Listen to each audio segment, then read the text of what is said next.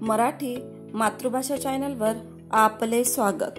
आज आपण मराठी सुलभ भारती इयत्ता चौथीच्या पुस्तकातील 1 नंबरची कविता झाड या कवितेचा अभ्यास करणार आहोत।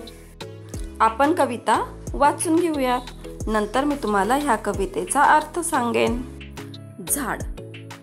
चिंगीनं लावलं एक झाड, झाडाला म्हणाली लवकर वाढ, तुला रोज घालील पाणी, तुझ्यासाठी गाईन गाणी, गाणी ऐकून फुलं फुलतील, फुलपाखरांचे थवे झुलतील, फुलतील फुलं छान छान, हसत राहील पानन पान। या कवितेचे कवी आहेत ज्ञानदा असोलकर।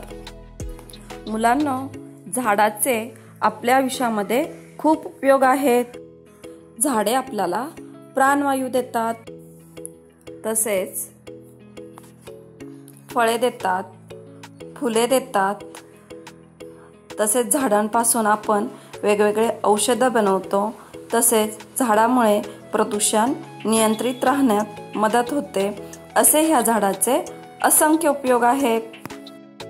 असंच एक झाड ह्या चित्रामध्ये जी छोटी मुलगी दिसत आहे ना, तिने लावलेलं आहे आणि तिचं नाव आहे चिंगी। चिंगीने लावलं एक झाड, झाडाला म्हणाली लवकर वाढ।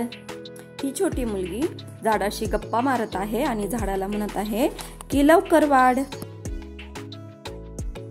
तुला रोज घालील पाणी, तुझ्यासाठी गाईल गाणी। ती मुलगी पुढे झाडाला सांगतेय की मी तुला रोज पाणी घालील आणि तुझ्यासाठी गाणी गाईन। गाणे ऐकून फुले फुलतील, फुलपाखरांचे थवे झुलतील। पुढे ती मुलगी झाडाकडे बघून म्हणतेय की मी तुझ्यासाठी गाणे गाईल आणि मी गाणे गायले की फुले फुलतील आणि फुललेल्या फुलांच्या वरती फुलपाखरं येऊन बसतील आणि फुलांसोबत ते झुलतील। फुलतील फुलं छान छान, हसत राहील पानन पान। झाडांची व्यवस्थित काळजी घेतली की झाडाला छान फुलं येतील आणि झाडाचं पानन पान हसत राहील। तर ही अशी झाडावर आधारित छान अशी कविता तुम्हाला समजलीच असेल। आता आपण ह्या कवितेचे प्रश्न उत्तरे बघूयात। खालील प्रश्नांची उत्तरे लिहा। 1. झाड कोणी लावले? उत्तर, झाड चिंगीने लावले।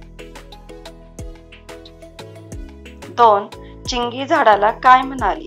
उत्तर, चिंगी झाडाला म्हणाली लवकर वाढ।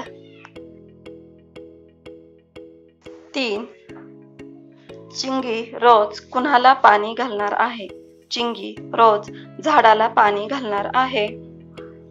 4. काय ऐकून फुले फुलणार आहेत? उत्तर, गाणी ऐकून फुले फुलणार आहेत। झाडावर कोण हसत राहणार आहे? झाडावर पानन पान हसत राहणार आहे। मुलांनो, अशाच नवीन नवीन कविता आणि गोष्टी ऐकण्यासाठी चॅनलला सबस्क्राईब करा। Thank you.